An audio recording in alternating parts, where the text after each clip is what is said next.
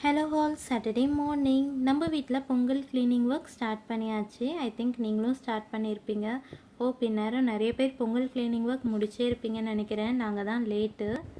சரி, ஃபர்ஸ்ட் வந்து kitchen clean பண்ணிடலான்னு சொல்லிட்டு கிச்சன் க்ளீனிங் ஒர்க் தான் ஸ்டார்ட் பண்ணியிருந்தோம்.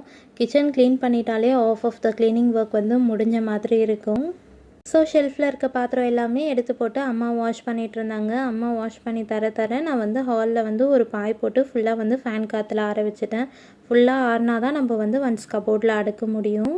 அண்ட் ப்ரொவிஷன் ஐட்டம்ஸ் எல்லாம் வந்து கண்டெய்னர்ஸில் இருந்தது. அது எல்லாமே வந்து யூஸ் அண்ட் த்ரூ கப்பில் மாற்றிட்டு அதுக்கப்புறம் வந்து எம்டி பண்ணி அதையும் வாஷ் பண்ணி எடுத்து வச்சாச்சு.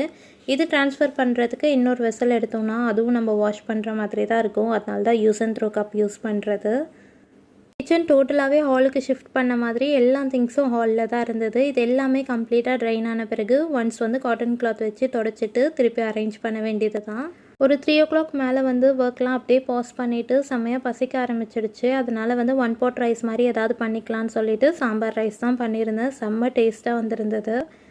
எல்லாமே க்ளீன் பண்ணிவிட்டு கிச்சனோட ஃபைனல் லுக் இப்படி தான் இருந்தது. கிச்சன் பார்க்க எப்படி இருக்குன்னு சொல்லிட்டு கமெண்ட் பண்ணுங்கள். நீங்கள் பொங்கல் ஒர்க் ஆல்ரெடி ஸ்டார்ட் பண்ணி முடிச்சாச்சா, இல்லை இனிமேல் தான் ஸ்டார்ட் பண்ண போகிறீங்களான்னு சொல்லிட்டு மறக்காமல் கமெண்ட்டில் சொல்லுங்கள். வீடியோ பிடிச்சிருந்தா லைக் பண்ணி மாம் டாட்டர் vlog சேனலுக்கு சப்ஸ்கிரைப் பண்ணி பெல் பட்டன் கிளிக் பண்ணிக்கோங்க. தேங்க்யூ ஃபார் வாட்சிங்.